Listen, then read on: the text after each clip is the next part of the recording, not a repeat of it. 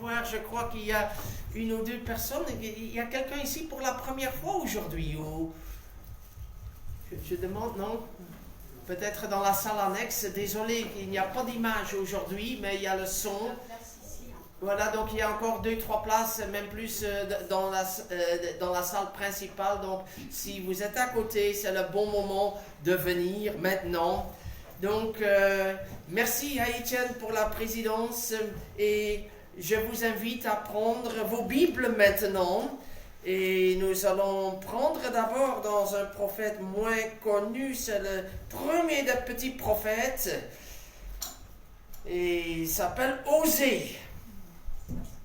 Osée, et on va prendre le dernier chapitre, c'était en Israël, il y a 8 siècles avant notre ère, donc vers l'an 785 avant notre ère, dans un temps où beaucoup abandonnaient Dieu et vivaient leur guise avec leur divinité, avec leur luxure, avec manque de reconnaissance. Il y avait beaucoup de sang versé, il y avait des meurtres, il y avait... voilà, donc, et dans ce contexte, le Seigneur appelle son peuple à revenir à lui. Chapitre 14, verset 2. On voit que quand le peuple abandonne le Seigneur est fidèle. Il dit, Israël, reviens à l'Éternel ton Dieu, car tu as trébuché par ta faute. Prenez avec vous des paroles de repentance. Et revenez à l'Éternel et dites-lui, pardonne toute faute et reçois-nous favorablement. Nous t'offrirons au lieu de taureau l'hommage de nos lèvres. La Syrienne ne nous sauvera pas. Nous ne monterons pas sur des chevaux et nous ne dirons plus à l'ouvrage de nos mains notre Dieu. Car auprès de toi, l'orphelin trouve de la compassion. Je guérirai leur inconstance. J'aurai pour eux un amour généreux, car ma colère s'est détournée d'eux. Je serai comme la rosée pour Israël. Il fleurira comme le lys. Il s'enracinera comme le Liban. Ses rameaux s'étendront, il aura la magnificence de l'olivier et la senteur du Liban. Voilà pour la lecture de l'Ancien et dans le Nouveau Testament, nous lisons dans l'Évangile selon Jean à partir du verset 5 au chapitre 16, verset 5 et suivant, Jean 16 à partir du verset 5. Et il est marqué dans ma Bible, là au-dessus du paragraphe, l'action du Saint-Esprit. Et là, nous sommes en plein dedans. Et c'est Jésus qui parle et qui dit, maintenant, je m'en vais vers celui qui m'a envoyé. Et nul de vous ne me demande, où vas-tu? Mais parce que je vous ai parlé ainsi, la tristesse a rempli votre cœur. Cependant, je vous dis la vérité, il est avantageux pour vous que je parte, car si je ne pars pas, le Consolateur ne viendra pas vers vous. Mais si je m'en vais, je vous l'enverrai. Et quand il sera venu, il convaincra le monde de péché, de justice et de jugement. De péché, parce qu'il ne croit pas en moi. De justice, parce que je vais vers le Père et que vous ne me verrez plus. De jugement, parce que le prince de ce monde est jugé. Jusqu'ici, bien-aimés, la lecture de la parole de Dieu. Bien-aimés frères et sœurs, la Drôme, un département français autour de la ville de Valence, côté droite, côté est du fleuve du Rhône. Ce département a été touché par un grand réveil en 1922. Un réveil est un mouvement du Saint-Esprit, mouvement petit ou grand, qui ramène des chrétiens installés dans leur confort à revenir à leur premier amour pour le Seigneur. C'est l'église d'Éphèse. Vous avez abandonné votre premier amour. L'église qui a besoin d'un réveil. De façon à ce que ces chrétiens deviennent des témoins fervents qui amènent d'autres personnes à Jésus-Christ. Un réveil n'est pas œuvre d'homme, même pas du pasteur le plus doué. Un réveil, c'est autre chose qu'une église bien remplie, même quand il y a beaucoup de bonne musique et ambiance. Ce n'est pas un miracle, mais c'est un miracle quelquefois qui ramène à un réveil. Un réveil se produit quand la parole de Dieu est prêchée avec conviction et que cette parole de Dieu porte du fruit, car elle est une semence, et une semence germera et produira beaucoup de fruits. Un réveil se produit quand l'Esprit de Dieu agit, c'est lui qui est souverain, pour nous amener à la repentance et la foi en Jésus-Christ.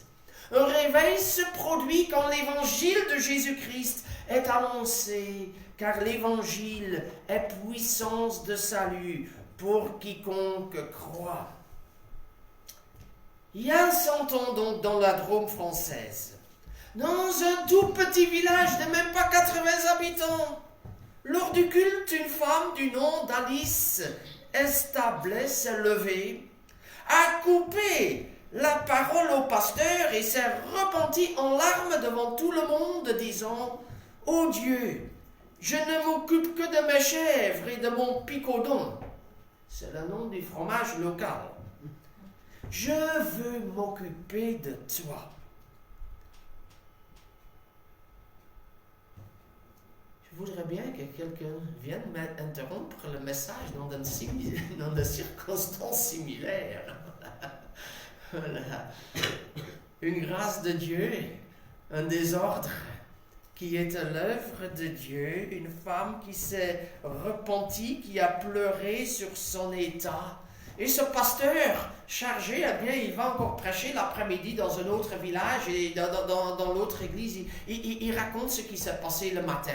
Et les gens qui étaient présents le matin et le soir dans les cultes le racontent partout. Et bientôt, dans toutes les églises de la région, on entend qu'il y a eu un événement extraordinaire. Et ce qui était extraordinaire, c'est une simple personne qui s'est repentie de sa condition, de ses péchés devant Dieu, de ne pas être dans la place où le Seigneur la voulait.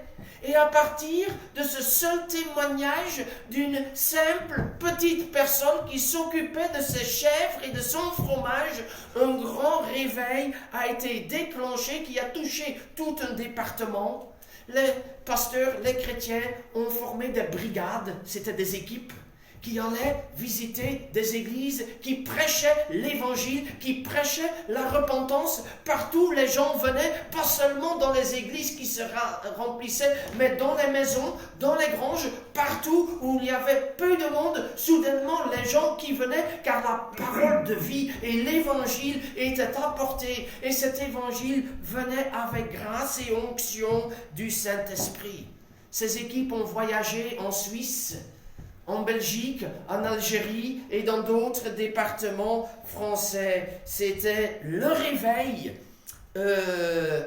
du département de la Drôme qui a duré jusqu'à la mobilisation avant la Deuxième Guerre en France. C'est là que cet élan s'est estompé. Remarquable. Tout d'abord, on parle de beaucoup de réveils dans les pays anglo-saxons. Ici, on voit un réveil dans un pays francophone. En France, tout a commencé par une simple chrétienne, pas par un grand pasteur, voilà, une simple chrétienne. C'était pas dans une église de réveil, non, c'était dans une église historique, une église traditionnelle. Ah oui, le Seigneur peut réveiller toute église. Il y a des églises de réveil qui s'endorment, il y a des églises traditionnelles endormies qui se réveillent. Toute église a besoin de réveil, quelle soit. Et dans une église divisée au niveau national, ce mouvement a créé beaucoup d'unité car Jésus est revenu dans le centre. Son évangile était à nouveau dans la mire des gens, ce qui a uni les chrétiens. Le thème, bien-aimé, c'est que le Saint-Esprit nous convainc de notre péché pour nous amener à nous repentir. Et quand nous nous repentons, un réveil devient possible. On le voit dans tous les réveils. Un point important, c'est la repentance. Quand il y a repentance, réveil devient possible. Et Jésus a promis le Saint-Esprit, l'Esprit de vérité, le Consolateur. Et quand on regarde bien, la première mission du Saint-Esprit, c'est, verset 8, quand il sera venu, il convaincra le monde de péché. La première mission du Saint-Esprit, c'est de nous confronter à notre état devant Dieu. Pas la façon dont nous voyons, mais la façon dont Dieu nous voit. Devant sa sainteté, nous découvrons notre misère.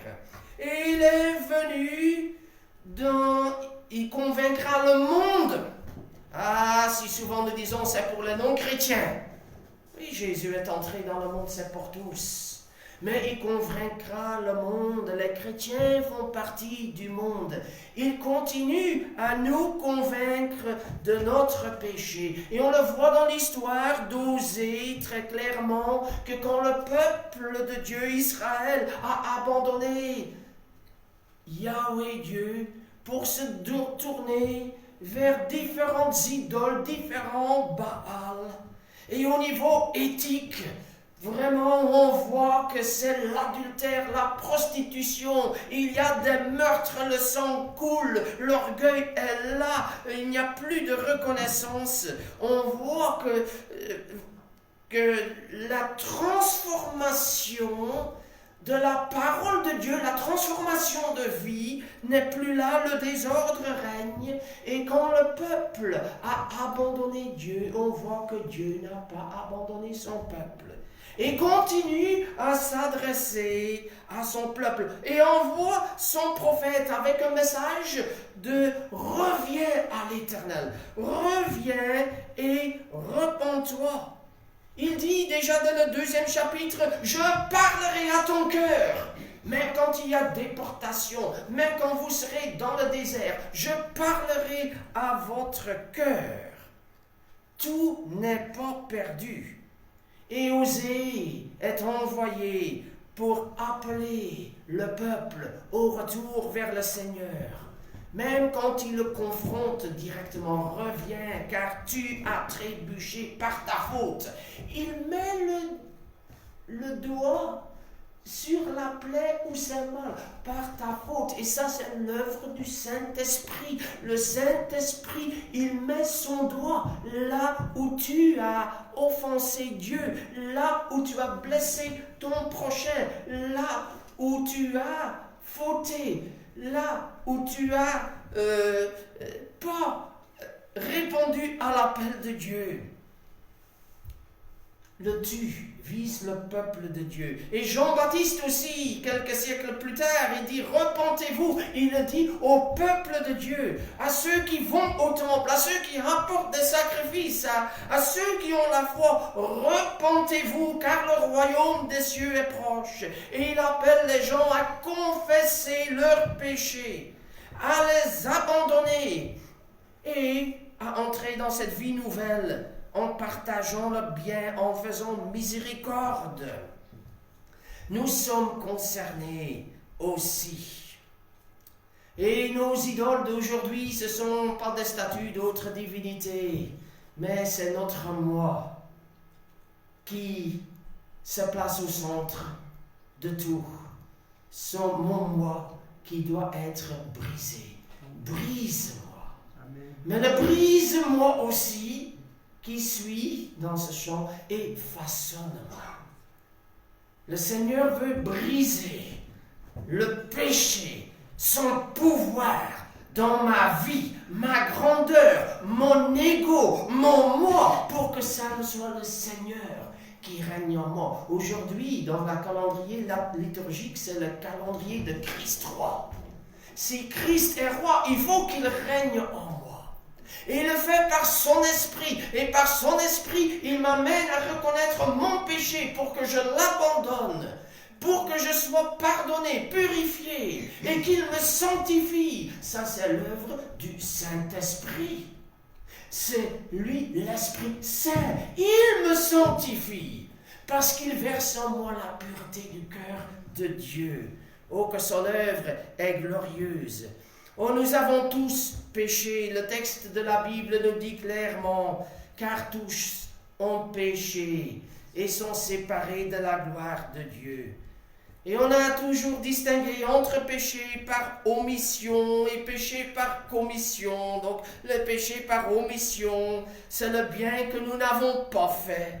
On a oublié de faire miséricorde aux malheureux. On n'a pas rendu grâce à Dieu pour la nourriture, pour la chaleur dans la maison, pour la protection dans nos vies, pour tant de rencontres, pour nos enfants, pour notre famille, voilà, que notre maison n'a pas brûlé. Mais on dirait que Dieu ne bénit que 3 ou 4 fois par jour dans nos églises. Je n'entends que quelques prières de reconnaissance. Et combien de fois le Seigneur ne nous bénit pas? Oh, il y a trop peu de prières de reconnaissance, bien-aimés. Voilà notre omission. Et puis il y a les péchés par commission. Voilà le mal que nous avons fait. Quand nous avons menti, volé, quand nous avons atteint une personne dans sa dignité, quand nous nous sommes mis en colère et quand cela a porté à conséquence pour d'autres, quand nous avons atteint à la renommée de quelqu'un, tant de mal qu'on a fait de différentes façons. Puis il y a les attitudes, l'amertume, la rancune, la haine, l'animosité, la rivalité. Nos pensées charnelles et égoïstes. Jésus nous dit d'aimer le Seigneur, son Dieu, de toute sa pensée. Et qu'en est-il dans notre monde de pensée? Dans nos pensées comme pensées impures. Beaucoup peuvent dire, voilà, je n'ai jamais commis l'adultère. Mais vous connaissez bien ce que Jésus a dit dans le sermon de la montagne. Celui qui voit une femme pour la convoiter a déjà commis l'adultère avec elle. Oui, pas l'adultère physique, mais l'adultère dans sa tête. Et qui n'est pas coupable à ce niveau-là? Et là, nous devons tous capituler devant le Seigneur. Et vous voyez les conséquences aussi de tout ce qui est pornographie, ce qui circule sur l'Internet ou à d'autres niveaux, qui pollue nos pensées et nous branche sur d'autres femmes qui ne sont pas notre épouse. Et qui polluent notre esprit. Il y a des péchés qui ont besoin d'être confessés et d'être abandonnés pour que nous soyons sanctifiés et que nous marchions dans la voie de Jésus-Christ. Nous avons tous quelque part besoin de repentance et particulièrement dans le domaine de nos pensées, notre orgueil. Nous savons que le sang de Jésus-Christ nous purifie de tout péché. C'est ce que dit la parole de Dieu et quelle belle assurance que nous avons. Et nous savons que notre Dieu est compatissant. Nous pouvons parler du péché et dire ce qui ne va pas parce qu'au fond, nous savons que notre Dieu est compatissant. Il veut nous faire grâce, il veut nous pardonner, il veut que nous donner un nouveau départ. Alors comment agit l'Esprit pour nous convaincre? Il y a d'abord sa parole. Quand nous méditons la parole de Dieu, alors le Seigneur nous parlera et nous convaincra de ce qui ne tourne pas rond dans notre vie. La parole est comme un marteau sur le roc, dit Jérémie. Et s'il avait vécu aujourd'hui, Jérémie, je crois que Jérémie aurait dit la parole de Dieu est comme un marteau-pic qui travaille durement et qui vient casser cette puissance de résistance, de péché dans notre vie pour en être débarrassé. La parole de Dieu, quand nous la méditons, elle nous convainc. Quand la parole de Dieu est prêchée,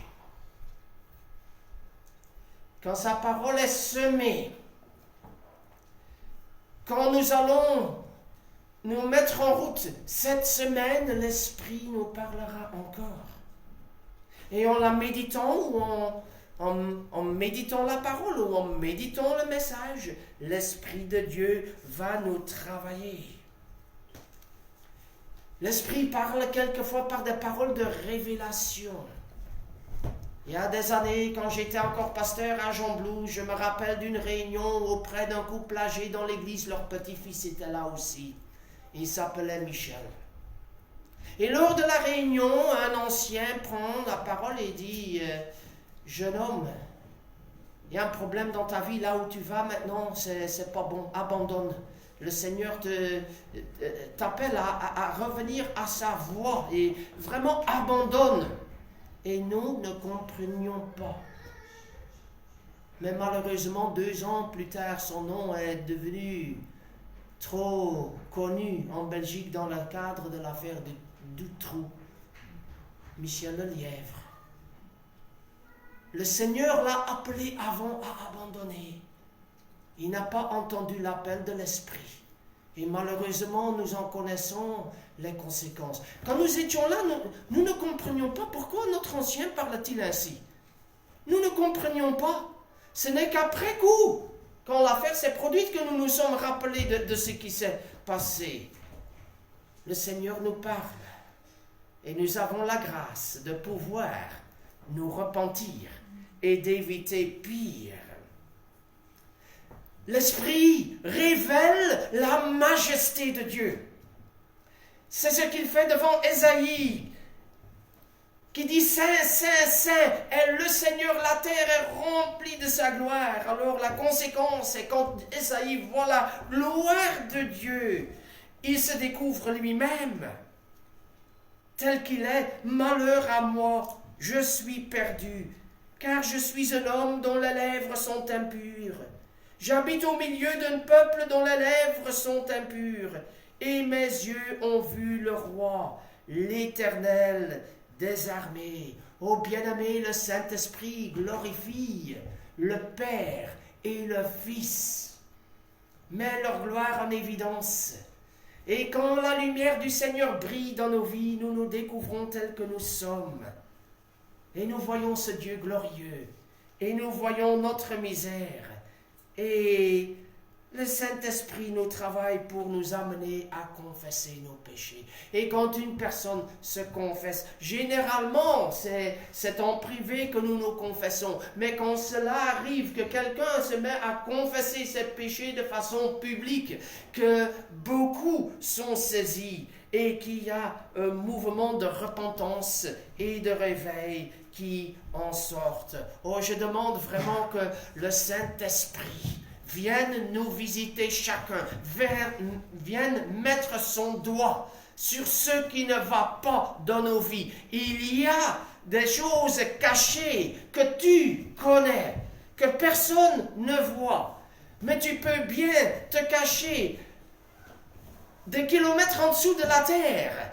Le Seigneur te voit encore et tout ce que tu fais et ceux qui tourneront dans ta tête.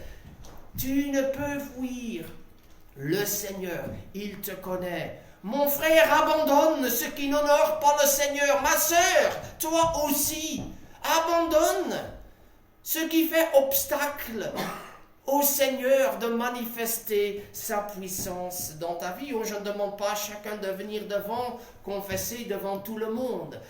Mais je demande au Saint-Esprit de révéler ce qui ne plaît pas à Dieu dans nos vies.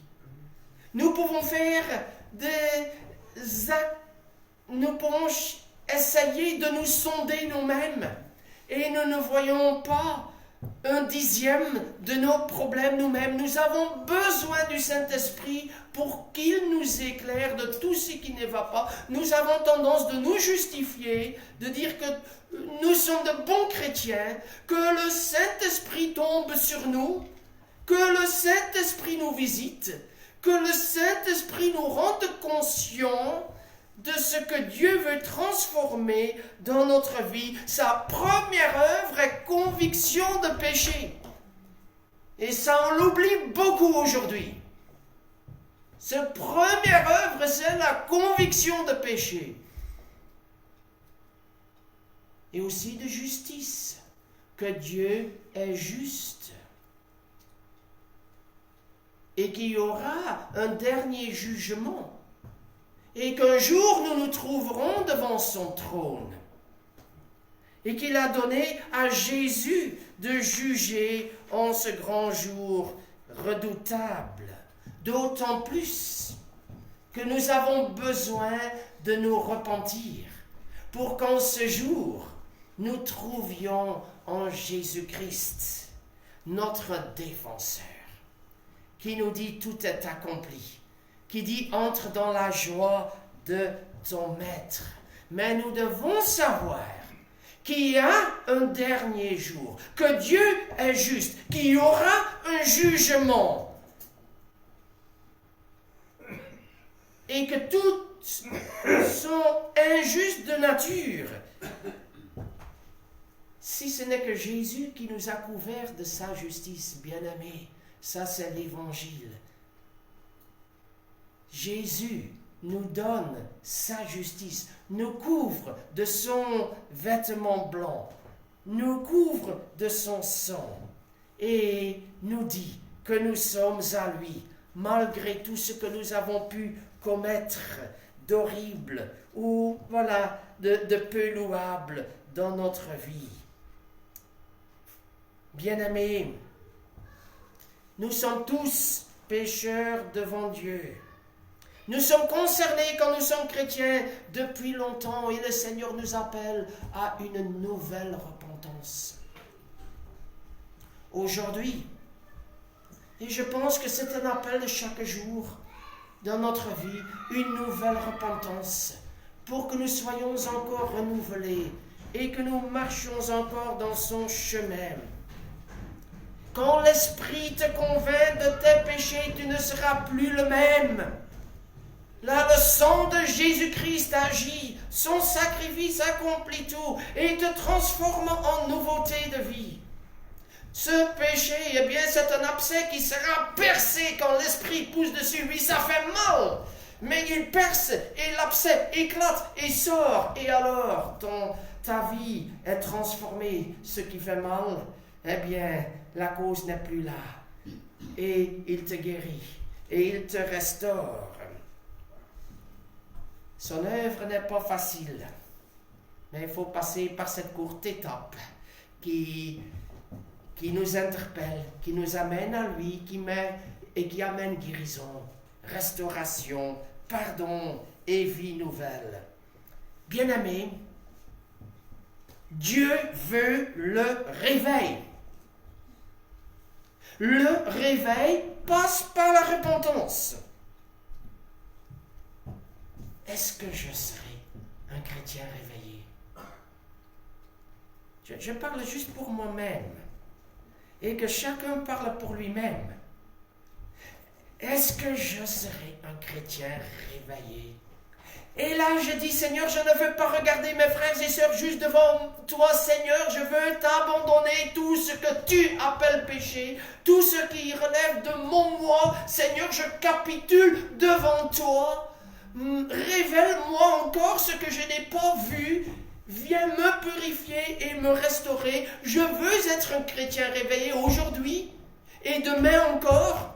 Et jusqu'au mon dernier souffle, Seigneur, est ta prière. Alors, alléluia, le Seigneur agira. Et quand nous sommes nombreux à le prier, alors est-ce qu'il n'y aura pas un réveil dans l'Église? Alors une Église réveillée, oui, ça la Belgique l'a connu. Des églises qui se réveillent, qui prennent conscience, où ça rayonne. Et quand il y a des gens qui se mettent à prier, quand il y a des groupes de prière, ce sont des signes précurseurs de réveil. Il y a de ces signes précurseurs que je vois dans l'Église. Il y a plus de prières qu'avant. Il y a l'autorité de la parole de Dieu. Il y a des éléments pour le réveil. Et je crois que Dieu veut que nous vivions un réveil ici à Wavre. Petite église que nous sommes. Et je veux croire, bien-aimés, que le réveil ne va pas rester limité à cette église de Wavre. Que ce réveil se répande en Belgique et au-delà. Que d'autres églises soient touchées par l'Esprit de Dieu. Que ces petites églises, où il n'y a plus de monde, eh bien, voient ce mouvement de l'Esprit et se remettent à se remplir. Et moi, je crois que ce qui s'est fait il y a 100 ans en France, aujourd'hui, en Belgique, tout est possible. Dans cette petite église où nous sommes, Dieu fera des choses glorieuses. Dans ta vie avec toi. Je dis toujours, le réveil, ça commence avec moi. Et puis je dis, Seigneur, après, c'est le réveil de l'église. Et après, Seigneur, que ce réveil déborde. Et que d'autres églises voient le vent de ton esprit, voient un mouvement de repentance, voient à nouveau des gens qui se lèvent pour prêcher l'évangile, pour annoncer Jésus-Christ, pour amener des gens à Jésus-Christ. Tout a commencé par une simple femme il y a 100 ans. Est-ce par toi aujourd'hui aussi que le réveil commencera là où tu te trouves, là où tu habites, dans ta maison, dans ta rue, dans cette église dont tu fais partie, et là où tu vas? Est-ce que le réveil commence par toi aujourd'hui, petit chrétien que tu es, avec le Seigneur de gloire? Alors, viens, Saint-Esprit, mets ton doigt sur ce qui est encore une plaie dans ma vie. Et je te demande, Saint-Esprit, pousse fort pour que tout le pu éclate, sorte, parte et sanctifie-moi par ton sang, Seigneur Jésus-Christ.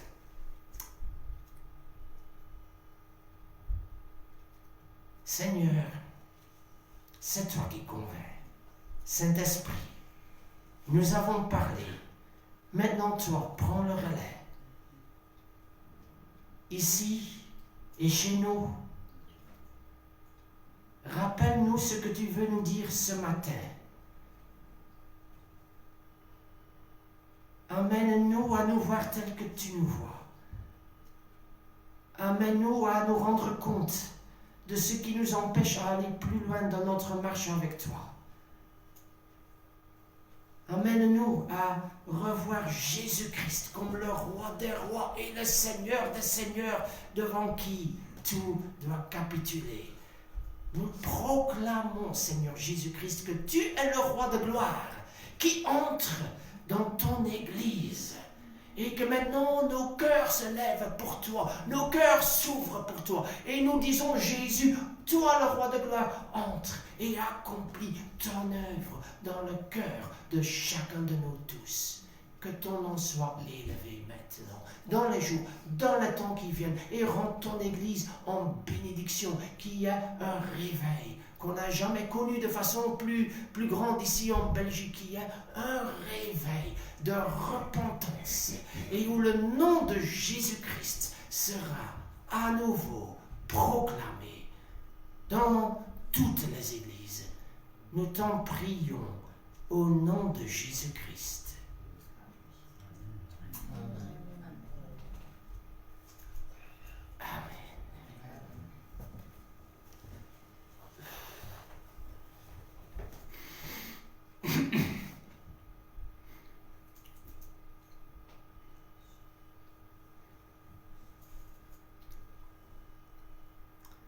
Nous chantons brûle, brûle, flamme ardente dans nos cœurs.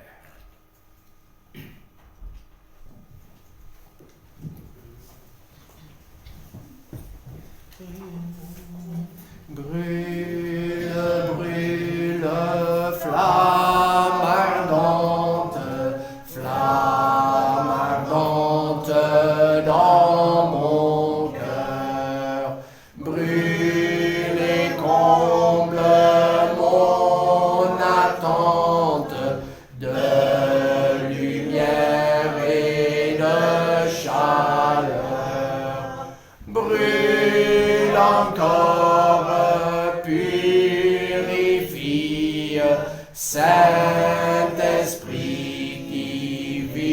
vis en moi.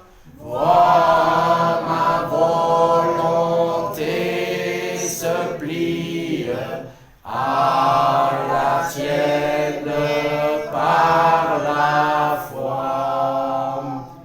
Brûle, brûle, flamme claire, flamme claire, feu divin. Mon désir est de te plaire, d'accomplir tout ton dessein. Brûle encore, purifie, Saint-Esprit qui vit en moi. Vois ma volonté se plie à la tienne par la foi. Brûle, brûle, flamme sainte, feu d'en haut. Ton amour pur sans contrainte me